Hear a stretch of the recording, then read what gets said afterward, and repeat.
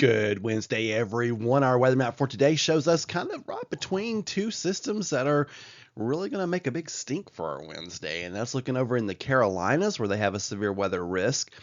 And then there's a severe weather risk over in Oklahoma, Texas, and Kansas. So here we are in the middle with just some showers and thunderstorms, and those are general thunderstorms, not a severe weather risk with these for today.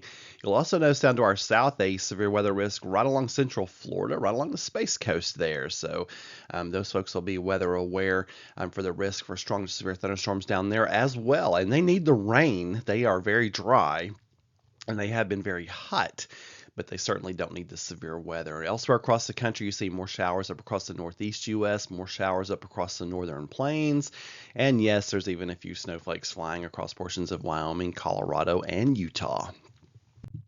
Looking at our 5-day forecast brought to us by Clearview Closet and Blind. 70% chance for scattered showers and thunderstorms, and much like yesterday, they're scattered around the area. Not everyone will see them all the time, but before the day is done, most of us will have seen some precipitation. That is for sure. Highs around 70 today, just a light southwest wind. Thursday continues to look like the better day of the 5-day forecast with partly cloudy skies, highs in the mid to upper 70s before our next storm system blows in here on Friday. And much like yesterday's, it carries a low end risk for some severe weather. I'll talk more about that in just a moment.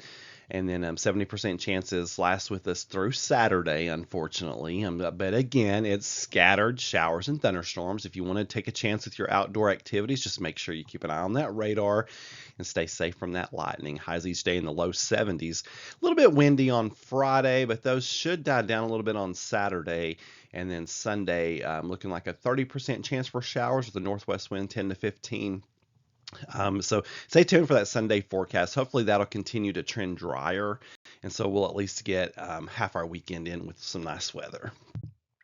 Upper Cumberland window cleaning brings us our lunchtime forecast. Temperatures in the mid 60s.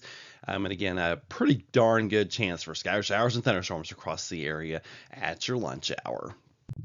Premier Generators brings us our threat graphic, and I have had to add Friday now, much like yesterday, looking like a low-end threat, very low-end threat for a tornado and large hail, a little bit better risk for some straight-line winds, but I'll continue to monitor this very closely as we are in that time of the year where things can certainly change, but right now looking like a low-end threat.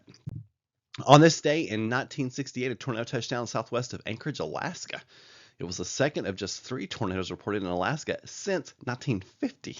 Not a lot of tornado activity going on in Alaska. And in 1963, the final flight of Project Mercury launched from Cape Canaveral Air Force Station in Florida. And during that, pilot Gordon did 11 experiments, took photographs of the Earth, even transmitted a slow scan black and white television images back to the Mercury Control Center, which was the first TV transmission from an American crewed spacecraft.